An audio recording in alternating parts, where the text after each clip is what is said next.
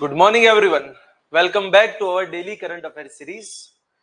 तो चलिए सबसे पहले शुरुआत करते हैं और देखते हैं कि वो कौन से टॉपिक्स है जो आज के आपके इस वीडियो के अंदर आपको देखना है for your UPSC as well as GPSC class 1-2 civil services examination. तो सबसे पहले देखते हैं कि वो कौन से टॉपिक्स है जिसके ऊपर आज हम करेंगे फोकस। तो देखिए कुछ बातें हैं पीएम पोषण स्कीम के ऊपर, कुछ यहाँ पे बातें करनी है। एक नई एप्लीकेशन जो अभी रिसेंटली वहां पे गवर्नमेंट ने लॉन्च की है जिसका नाम है सी फ्लड ऐप, जो आपको फ्लड के रिगार्डिंग इंट्यूशंस पहले से आपको बताती है। 2 दिन पहले से आपको पता चलेगा कि फ्लड आने वाला है, कि मतलब कौन सी सिचुएशन वहां पे है। तीसरा टॉपिक हमें पढ़ना है about Alluri Sitharaman Raju which who was famous for Rampa revolt. तो उसके रिगार्डिंग कुछ वहां पे करेंगे बातें। फिर एक एल्यूमिनियम विजन डॉक्यूमेंट हमने वहां पे पेश किया है कि 2047 दैट इज 2047 तक हमें एल्यूमिनियम के इस सेक्टर के अंदर कुछ वहां पे नए नए रेवोल्यूशंस को लाने हैं। And that's then after World health organisation that is WHO का 3x35 इनिशिएटिव, जो 2035 तक, 35 का मतलब होता है 2035, और वहां तक हमें कुछ चीजें हासिल करनी है। तो उसके रिगार्डिंग कुछ है बातें। चलिए वन बाय वन करते हैं शुरुआत from the first topic that is about PM पोषण स्कीम। क्या है ये PM पोषण स्कीम और क्यों है अभी रिसेंट न्यूज में, what is in the context. तो देखिए कंटेक्स्ट में क्या है।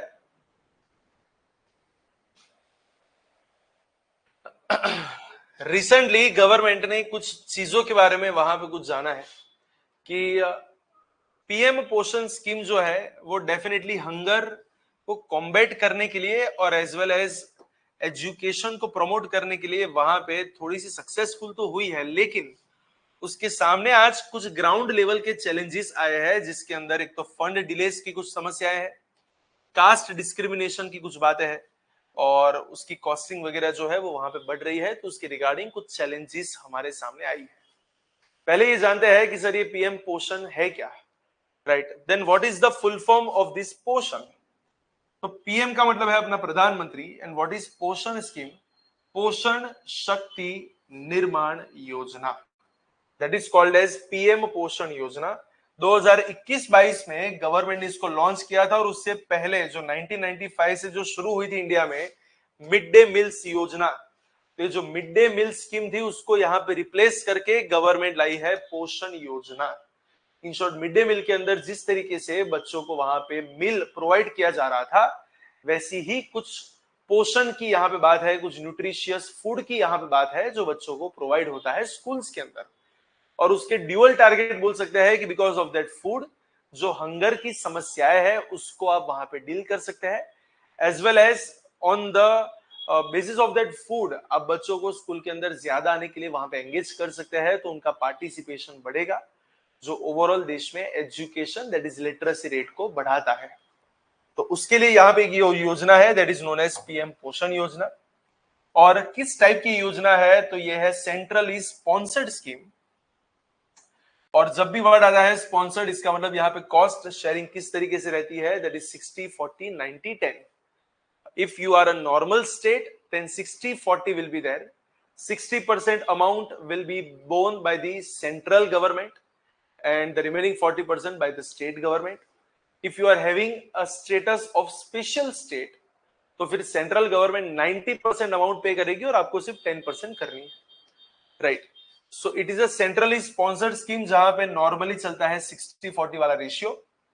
और यहाँ पे इसका ऑब्जेक्टिव क्या है, that is to provide 1 hot cooked meal, गरम गरम खाना एक बार पर डे हर एक स्टूडेंट जो क्लास 1 से लेके क्लास 8 में पढ़ते हैं, दैट इज गवर्नमेंट स्कूल और जो गवर्नमेंट एडेड स्कूल है, वहां पे स्टैंडर्ड 1 से स्टैंडर्ड 8 तक के जितने भी स्टूडेंट्स हैं, फ्रॉम स्टैंडर्ड 1 टू स्टैंडर्ड 8, उन्हें दिन में एक बार हॉट कुक्ड मील वहां पे देना है, राइट। तो उसका फोकस एक तो क्या है कि भैया यहाँ पे एक तो न्यूट्रिशनल फोकस ज्यादा किया जाएगा। इट प्रोवाइड्स राइस और व्हीट, पल्सेस, वेजिटेबल्स, एग्स और बनानास वेर अलाउड। कवरेज इसकी क्या रहती थी, तो बोले 11.8 CR children in 11.2 lakh schools, इन सबको वहां पे कवर किया है। तो लगभग अपने बोल सकते हैं कि 12 करोड़ के आसपास कि चिल्ड्रन को यहाँ पे कवर अप किया जा रहा है। और फंडिंग किस तरीके से यहाँ पे है, तो 2025-26 तक सेंट्रल गवर्नमेंट ने दिए है अबाउट 54,000 करोड़ और स्टेट गवर्नमेंट्स ने वहां पे दिए हैं 31,000 करोड़ के आसपास। It promotes nutrition gardens, IT based monitoring as well as social audit. Social audit सबको पता होना चाहिए कि जब कोई सोशल इंस्टीट्यूशंस लाइक एनजीओ किसी गवर्नमेंट स्कीम्स का खुद जाके ऑडिट कर रही है, ऑडिट का मतलब उसको चेक करना, तो उसे बोलता है social audit. And it is tied with समग्र शिक्षा अभियान जो हमारे देश में चलता है, पोषण अभियान फॉर होलिस्टिक चाइल्ड डेवलपमेंट। और इसकी सक्सेस स्टोरीज की अगर हम बात करें तो डेफिनेटली इसकी वजह से एनरोलमेंट रेशियो स्कूल के अंदर बढ़े हैं, खाने के लिए भी एटलीस्ट लोग स्कूल में तो वहां पे आएंगे, तो अटेंडेंस भी वहां पे बढ़ी है, रिटेंशन वहां पे बढ़े है। और खास स्तर पे देखा जाए तो जो मार्जिनलाइज्ड ग्रुप्स है तो उन सबकी वहां पे अटेंडेंस वगैरह बढ़ी है। जेंडर इक्वालिटी को यहाँ पे ज्यादातर प्रमोशन मिला है, गर्ल्स के एजुकेशन को और आगे बढ़ाया गया है, ड्रॉप आउट रेशियो वहां पे कम होते गए हैं। साथ में जो हंगर वाला जो इश्यू था, उस हंगर के इश्यू को भी यहाँ पे काउंटर किया जाएगा, क्योंकि डेफिनेटली यहाँ पे इतने ज्यादा 12 करोड़ चिल्ड्रन को दिन के एक टाइम का वहां पे खाना दिया जा रहा है, तो वो भी उसका एक बहुत ही मतलब उसकी एक बहुत ही बढ़िया सी इफेक्ट है। एंड लोकल इनोवेशंस आपको वहां पे मिलेंगे, जैसे कि तमिलनाडु ने ब्रेकफास्ट स्कीम और केरला ने एग फ्राइड राइस मीन्स वगैरह वगैरह को वहां पे इंप्लीमेंट किया है, जो बता रहा है कि स्टेट गवर्नमेंट भी इसके लिए वहां पे इंपॉर्टेंट रोल निभा रही है। And that is all about PM Poshan scheme. लेकिन रिसेंटली वहां पे कुछ ना कुछ चैलेंजेस रहे हैं regarding fundings as well as discrimination in the schools, तो उस चैलेंजेस के बारे में अभी रिसेंटली गवर्नमेंट ने वहां बताया था। तो बस आपको एक चीज पता होनी चाहिए कि एक तो पीएम पोषण स्कीम है क्या, कब से इसकी शुरुआत हुई, कितने बच्चों को इसने कवर अप किया है, इसके मेन एम्स क्या है, सक्सेसफुल स्टोरीज क्या है, और इसके सामने नेगेटिव्स या फिर चैलेंजेस क्या रही है। That is all about this PM Poshan scheme. और नेक्स्ट टॉपिक से जाने से पहले मैं आपको एक बार और बता दूं कि PD Gurukul Ahmedabad as well as Gandhinagar दोनों ब्रांचेस के ऊपर नई बैचेस की हो चुकी है शुरुआत from 10th of July, that is yesterday. कल से ही नई बैचेस की वहां पे हो चुकी है शुरुआत PD Gurukul Ahmedabad as well as Gandhinagar दोनों ब्रांच के ऊपर for UPSC as well as GPSC class 1-2 examination.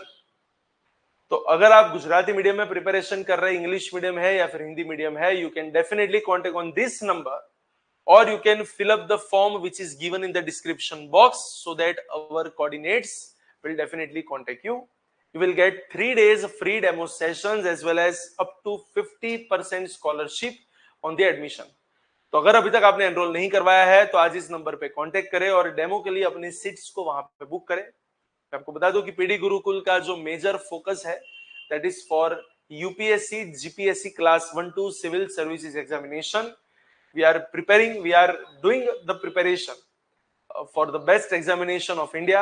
तो उसके लिए आपकी प्रिपरेशन को और ज्यादा बूस्टअप करने के लिए आज ही हमारे साथ वहां पे ज्वाइन हो।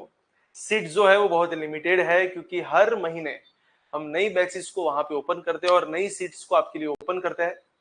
तो आज ही यहाँ पे कांटेक्ट करें ताकि सीट्स फुल होने से पहले एक जगह आपके लिए भी वहां पे बुक हो जाए, right. So PD Gurukul Ahmedabad as well as Gandhinagar and UPSC plus GPSC class 1-2 दोनों के लिए नई नई बैचेस की वहां पे हो चुकी है शुरुआत। चलिए नेक्स्ट टॉपिक के आगे बढ़ते हैं, that is known as C flood application. What is this C flood application? तो हमारी जो रिसेंटली हमारा जो जल शक्ति मंत्रालय है, तो उसके मिनिस्टर दैट इज जल शक्ति मिनिस्टर ने सी फ्लड एप्लीकेशन की कर दी है शुरुआत। It is India's first unified web based flood inundation program और वी कैन से एप्लीकेशन जो फोरकास्ट करेगा एटलीस्ट 2 दिन पहले आपको पता चलेगा कि भैया फ्लड आने वाला है कि नहीं, तो उसके रिगार्डिंग आप कौन से स्टेप्स वहां पे ले सकते हैं। तो जानते हैं इस फ्लड सिस्टम के बारे में, that is C flood app. C flood is a web based real time flood forecasting system. Flood को फोरकास्ट करने वाली एक सिस्टम है दैट प्रोवाइड्स 2 डे एडवांस। ध्यान रखना 2 दिन पहले आपको पता चलेगा, that is 2 day advance inundation forecast through flood maps as well as water level predictions. Flood map और वाटर लेवल के प्रिडिक्शन के बेसिस पे ये आपको 2 दिन पहले बताएगा कि फ्लड आने के चांसेस है कि नहीं है, राइट? और किसने किया इसको develop? C flood app. It is developed by CDAC. What is CDAC? Centre for development of advance computing, जो है अपने पुणे के अंदर, साथ में सेंट्रल वाटर कमीशन, और वहां पे कोलैबोरेशन हुआ है एनआरएससी के साथ अंडर द मिनिस्ट्री ऑफ जल शक्ति, मिट्टी and department of science and technology, DST. और बहुत ही क्लियर है कि इसका ऑब्जेक्टिव क्या होगा. तो it will provide an integrated high resolution flood forecasting for early warning, disaster risk reduction as well as local level planning. आपको बहुत ही पहले से वहां पे एक सचोट, एक एक्यूरेट फ्लड के रिगार्डिंग कुछ फोरकास्ट अगर आपको पता होगा तो उसके रिगार्डिंग आप प्लानिंग कर सकते हैं. आप अगर लोगों को कहीं पे डिस्प्लेस करना है तो आप उसके ऊपर कुछ वहां पे रास्ते अपना सकते हैं.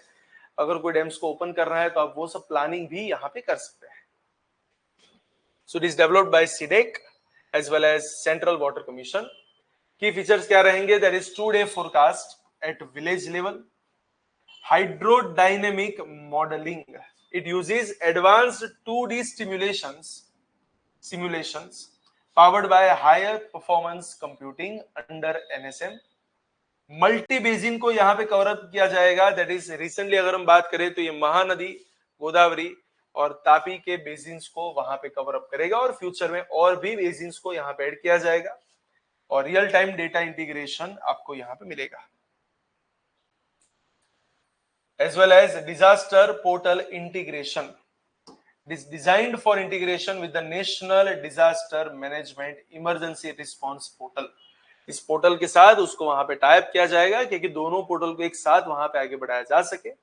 और अगर ऐसी एप्लीकेशंस अगर इंडिया में बढ़ती है तो उसके बेनिफिट्स क्या होते हैं? It will definitely enhance our predictive flood risk management as well as our early evacuation planning. It bridges scientific tool modeling and field level response.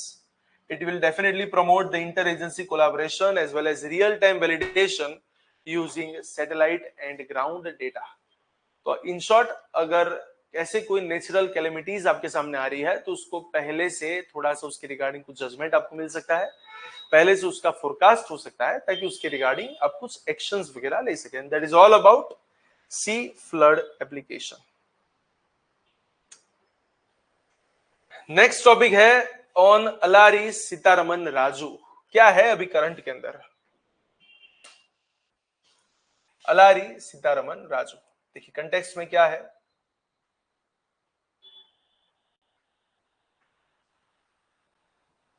Recently हमारे डिफेंस मिनिस्टर ने 128th birth anniversary celebration of Alluri Sitharaman Raju पे उनके हमारे freedom struggle के अंदर और साथ साथ माओइस्ट इंसर्जेंसी को एलिमिनेट करने की उनकी जो इच्छाएं थी उसके सामने, मतलब उनका जो कंट्रीब्यूशन वहां पे रहा था उसकी कुछ तारीफ वहां पे की है, उसको एडमायर किया गया है. So the recently our defense minister has praised his contributions to India's freedom struggle as well as reaffirmed the government's goal to eliminate Maoist insurgency by August 2026. अगर हम अलारी सीतारमन राजू की बात करें तो आपने हिस्ट्री में इनका नाम बहुत बढ़िया तरीके से वहां पे सुना होगा. He was a fearless revolutionary and freedom fighter. जो उनकी वहां पे उनकी ट्राइबल अपराइजिंग के लिए वहां पे जाने जाते हैं. एंड दो नॉट अ ट्राइबल हिमसेल्फ, वो खुद ट्राइबल मतलब ट्राइबल कम्युनिटी से बिलोंग नहीं करते थे, बट वो अपनी पूरी लाइफ ट्राइब्स के राइट्स और उनकी जिंदगी के लिए वहां पे लड़ते रहे. अलारी सीतारमन राजू कहां से थे? He was from Andhra Pradesh. Andhra Pradesh से करते थे बिलोंग. एग्जैक्टली उनकी जन्म तारीख वहां पे थी 4 जुलाई 1897 एट मोगलू विलेज नियर भीमावरम, जो आज आंध्र प्रदेश के अंदर है. और बेसिकली उनका मेन जो रिफॉर्म वाली जो जगह थी वो भी आंध्र प्रदेश के आसपास का ही वहां पे था. अर्ली लाइफ ऐसी थी कि उन्होंने अपना अर्ली एजुकेशन खुद के गांव में ही उन्होंने वहां पे प्राप्त किया. देन आफ्टर वो चले गए विशाखापट्टनम. 18 साल की एज पे वो बन गए सन्यासी. और जंगल है, दैट इज फॉरेस्ट है, हिल्स वगैरह है, वहां पे वो बेसिकली वहां पे घूमते रहे। एंड दैट्स वाई जो ट्राइबल कम्युनिटीज थी उनके साथ उनके डीप वहां पे कनेक्शंस वहां पे बने बिकॉज ऑफ दिस सन्यासी जीवन। प्लस जब गांधी जी ने नॉन कोऑपरेशन मूवमेंट को वहां पे शुरुआत की तो वो भी थोड़े से एनकरेज हुए कि, और प्लस उन्होंने ट्राइबल्स को भी एनकरेज किया कि आप ब्रिटिशर्स की जो भी चीज है उन सबको वहां पे बॉयकॉट करें। जब उन्हें ऐसा पता चला कि ये पीसफुल मेथड्स जो है, जो शांति वाली जो मेथड्स है, ये शायद चेंज ला नहीं सकती, ये शायद चेंज लाने में थोड़ी सी फेल रहेगी, तब उन्होंने वहां पे हथियार उठा लिए और वहां पे अलग अलग विद्रोह की हुई शुरुआत। फ्रॉम 1922 टू 1924 उन्होंने लीड किया रंपा रिवॉल्ट को, जिसके ऊपर रिसेंटली अभी एक मूवी भी बनी थी, शायद आपने देखा हो, दैट इज RRR। यस, जो RRR थी वो इसी बंदे के ऊपर थी, that was on Alluri Sitharaman Raju.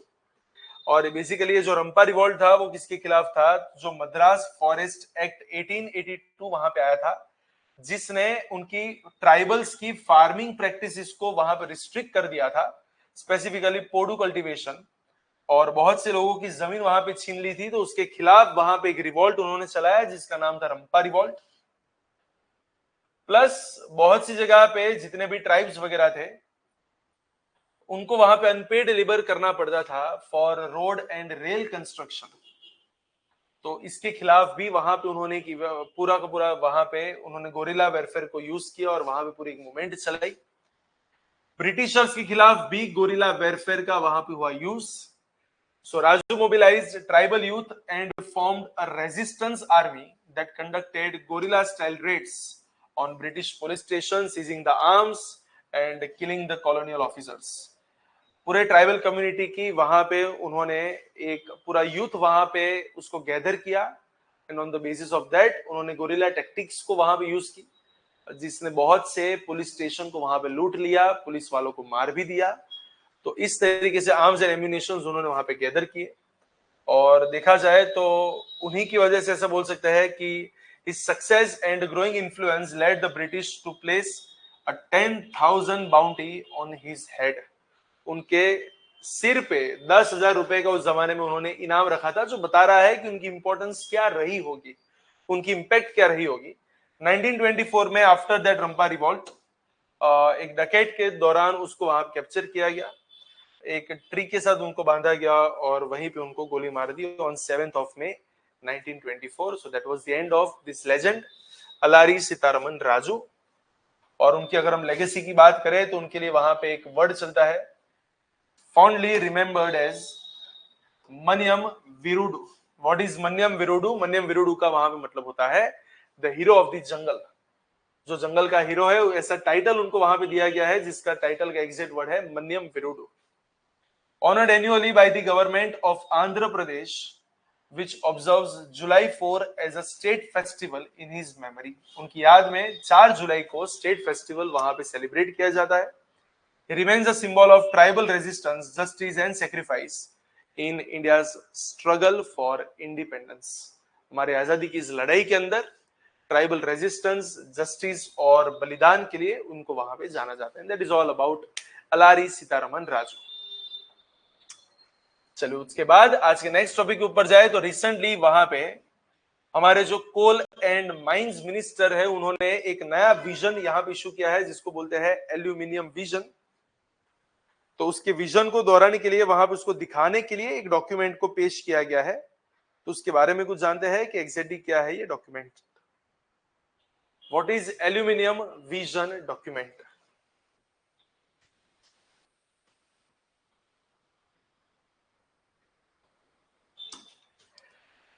तो रिसेंटली हमारे कोल एंड माइंस मिनिस्टर ने एल्यूमिनियम विजन डॉक्यूमेंट को बताया है कौन सी जगह पे? At international conference on sustainable and responsible mining. International conference on sustainable and responsible mining which was held at Hyderabad. और इसका मेन मोटिव क्या है? To position India as a global aluminium production till 2047, 2047 तक, दैट इज आजादी के 100 साल, तब तक हमें एल्यूमिनियम प्रोडक्शन के अंदर एक ग्लोबल लीडर वहां पे बनाना है, ग्लोबल हब इंडिया को बनाना है। और वहां पे एग्जैक्टली कौन सी बातें हैं? It is a strategic policy road map to transform India's aluminum industry for self-reliance, clean energy transition, as well as global competitiveness. इन सब के लिए हमें इंडिया की एल्यूमिनियम इंडस्ट्री जो है, जो एल्यूमिनियम सेक्टर है, उसको वहां पे रेडी करना है। और किसने किया था ये वाला डॉक्यूमेंट वहां पे प्रेजेंट? तो रिसेंटली हमारी बात हुई ministry of coal and mines. Main उसका एम क्या रहेगा कि भी एल्यूमिनियम प्रोडक्शन को सस्टेनेबली वहां पे स्केल अप करना और ग्लोबल प्लेयर के तौर पे इंडिया को वहां पे आगे बढ़ेना फॉर एल्यूमिनियम प्रोडक्शन। उसका मेन फीचर उसके क्या है? So the first feature that is about massive production expansion targets a six-fold increase in the aluminum production capacity by 2047. Second, उसका एम वहां पे क्या रहेगा? That is to boost to raw material base. It aims to expand bauxite production capacity to 150 MTPA, ensuring long-term raw material security. It will also push our circular economy, that is about reuse and recycle all the things. Green technology adaptation focus only low carbon energy efficient technologies to align with net zero goals and sustainable development. और साथ साथ policy and institutional reforms, like यहाँ पे कुछ चीजें यहाँ पे propose हुई है, like for example smoother mining approvals, faster project clearance and better resource governance. इन सबको वहां पे एम किया गया है कि भैया फटाफट इंडिया के अंदर फटाफट माइनिंग के अप्रूवल्स को वहां पे स्मूथ किया जाए, प्रोजेक्ट की क्लियरेंस को क्विक किया जाए और रिसोर्सेस का जो गवर्नेंस है उसको और वहां पे बेटर किया जाए। And what is the strategic relevance?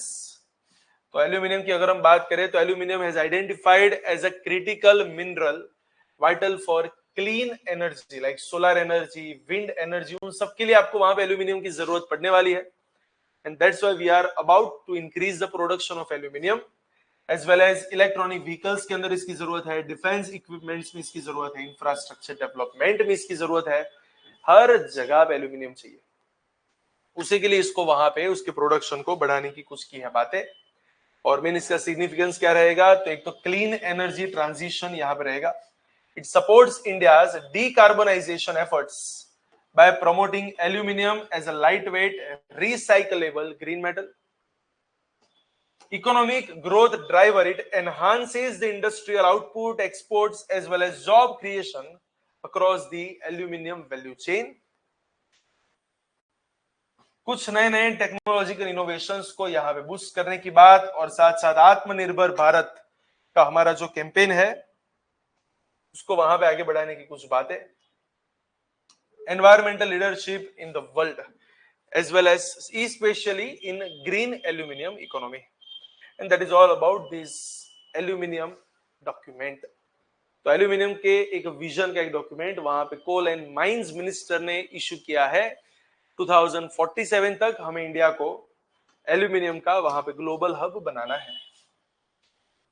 And उसके बाद वहां पे देखते हैं एक last topic about our daily current affair, जो है world health organisation that is WHO का 3x35 इनिशिएटिव। बस आपको एग्जाम के पॉइंट ऑफ व्यू से एक चीज ये पता होनी चाहिए कि WHO का 3x35 इनिशिएटिव एग्जैक्टली है क्या, what is this initiative about. तो एक नया इनिशिएटिव यहां पे पेश किया है 3x35, किसके लिए? To reduce the harmful product consumption. और अगर आप उसके हार्मफुल प्रोडक्ट के कंजम्पशन को रिड्यूस करेंगे तो वहां पे उसको रिड्यूस करने के साथ एक दूसरा टारगेट ये भी है, that is to generate sustainable public revenue. एक नया रेवेन्यू जनरेट करना है थ्रू टारगेटेड हेल्थ टैक्सेस।